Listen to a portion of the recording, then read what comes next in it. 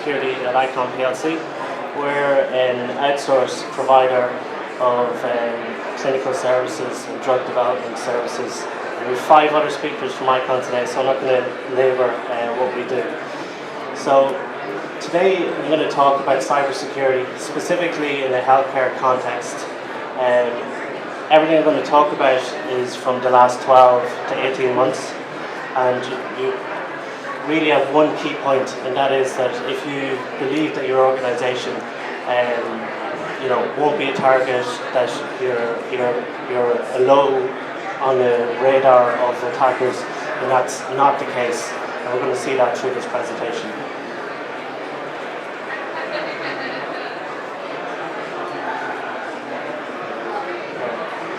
Okay, so I'm going to talk about some recent events and attacks in cybersecurity.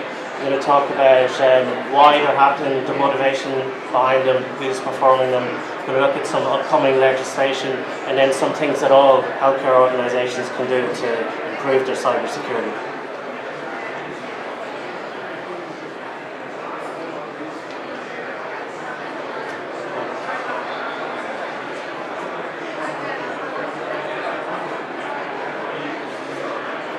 Okay, so about 3 weeks ago, my daughter turned 5, and she was completely spoiled, but she got one particular present that was kind of heavy, and she ended up dropping it on her toe, and unable to get a GP visit, we ended up in Temple Street, which is probably a fairly familiar story to anyone with kids in the audience. And a couple of days after it happened, we got the letter in the post, the bill. We should say at this point, she was fine, so there was no issues.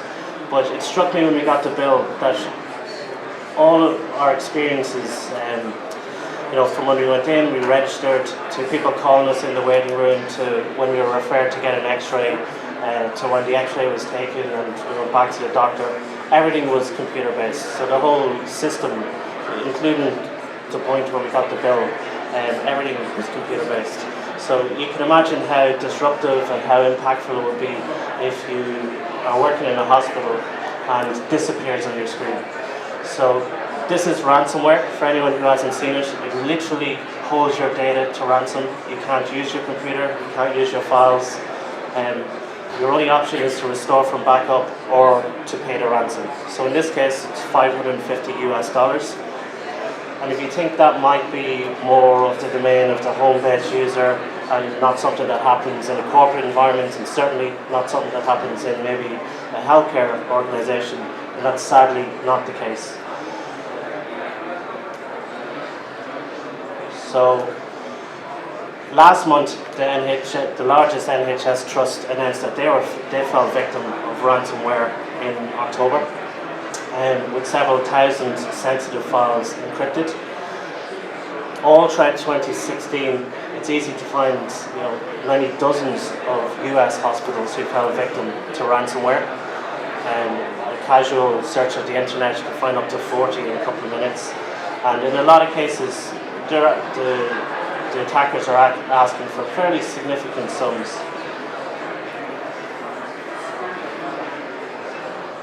So up to about 17,000 US. So that's not the only threat that affects healthcare. With Internet of Things, obviously there's some great benefits. You have more data, you have more data about the subject, the data is more accessible, it's more connected, and that obviously leads to some very real benefits for subjects. However, the cost of poor cybersecurity comes at a much higher price when you are the thing in the Internet of Things. So this is an ICD. It's a more advanced pacemaker. It's from a company called St. Jude Medical. And in late 2015, an organisation published a 53-page report, a security report on vulnerabilities with these ICDs. So they were able to remotely take control of the device and obviously start it, stop it, change the heart rate, which obviously has some fairly damaging effects to the subjects.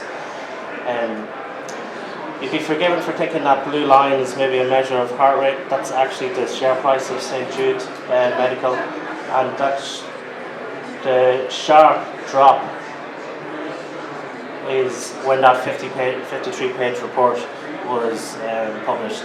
There's some interesting dynamics here because obviously there's the security vulnerability in the device itself, but that the 53-page report was commissioned by a company who trades on the stock exchange, so they actually made a lot of money based on the share price there. So if we stick with that Internet of Things theme, another risk would be that you might not be the only person with access to your device on the internet. So what's happening more and more with poor security in the healthcare space is that these devices are becoming compromised by attackers who are incorporating them into what's known as botnets. So botnets are these masses of hundreds of thousands or even millions of computing devices, whether it be IoT devices, just your average everyday computer, desktop, and they're under the control of an attacker who can use them to send spam, phishing attacks, to attack organizations, and to control malware. And in October, just gone, 23rd of October, one of these botnets called MyRay was used to attack a critical component of the internet called DNS. So DNS is when you type in www.google.com, it's how you actually get to google.com. So the red areas are the areas that were predominantly affected.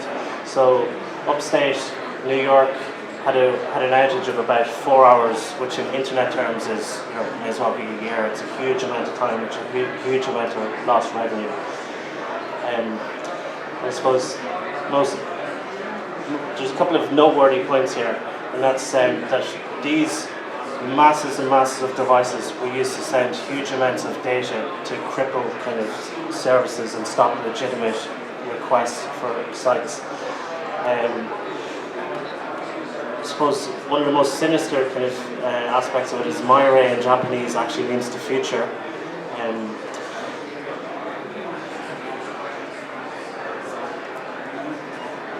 And F-Secure, a cybersecurity company who sell anti-malware protection, said 2 days after this event that if you push an IP address on the internet, doesn't matter where it is, whether it's in Dublin, Berlin, New York, within about 3 minutes, the MyRay botnet will have tried to connect you, tried to incorporate you into the attacker's botnet.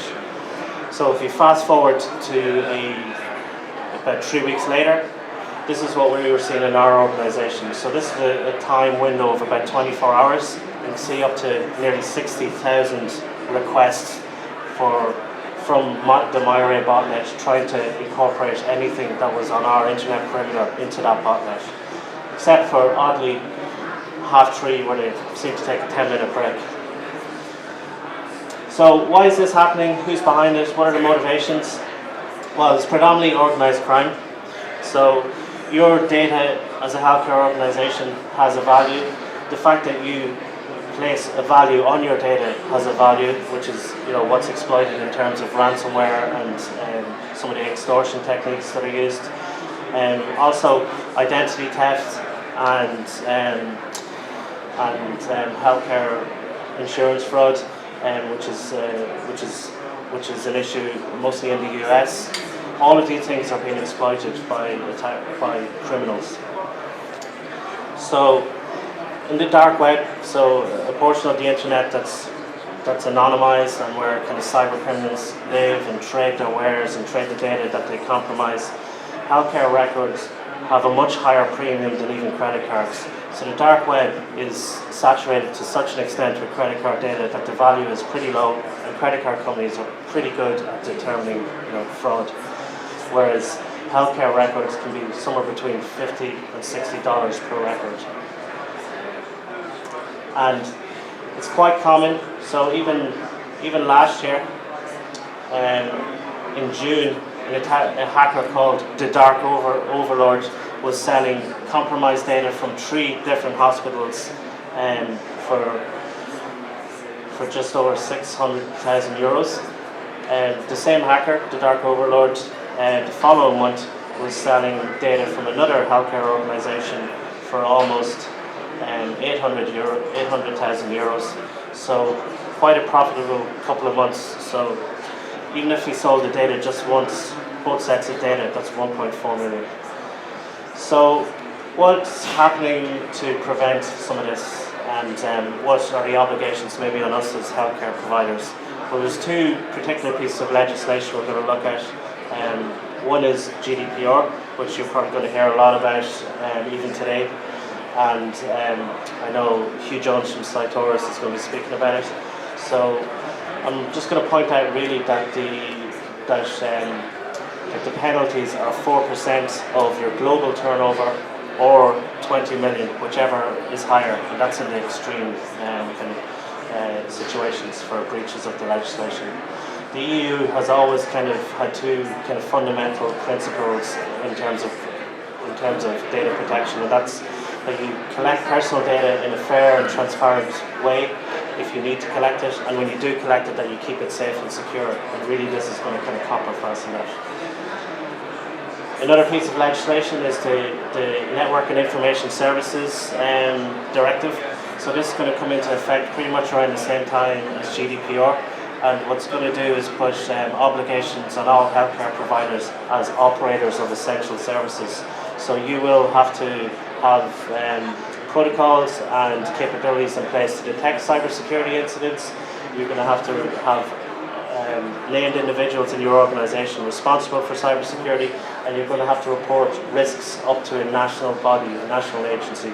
So at the moment that's under the DCCAE, so the Department of Communications, Climate Change and the Environment. So some of the solutions, really this is kind of just basic cybersecurity hygiene. So one thing that organizations need to do is implement a cybersecurity framework, and this is the NIST one. What I like about it is that it's pretty intuitive. You know, you need to know what assets you have that are important to you. You need to have the ability to protect them. You need to be able to detect incidents, and you need to be able to respond to those incidents and recover. So it's quite intuitive. And obviously within each of those areas, it calls out more specific requirements.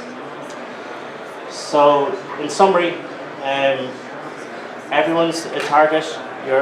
Particularly healthcare organizations, there is no kind of hiding behind size, or just by virtue of the fact that you're on the internet, by virtue of the fact that you operate in the healthcare space, you will be a target. Like healthcare in general, cybersecurity needs a holistic approach. There's no one thing that you can do. There's no panacea. There's no silver bullet. If you do this one thing, you will be secure. Cybersecurity should be something that the board talk about. It's a business problem. It's not an IT problem. And also, like we just saw, it's in your interest to adopt and implement a cybersecurity framework. So that's me.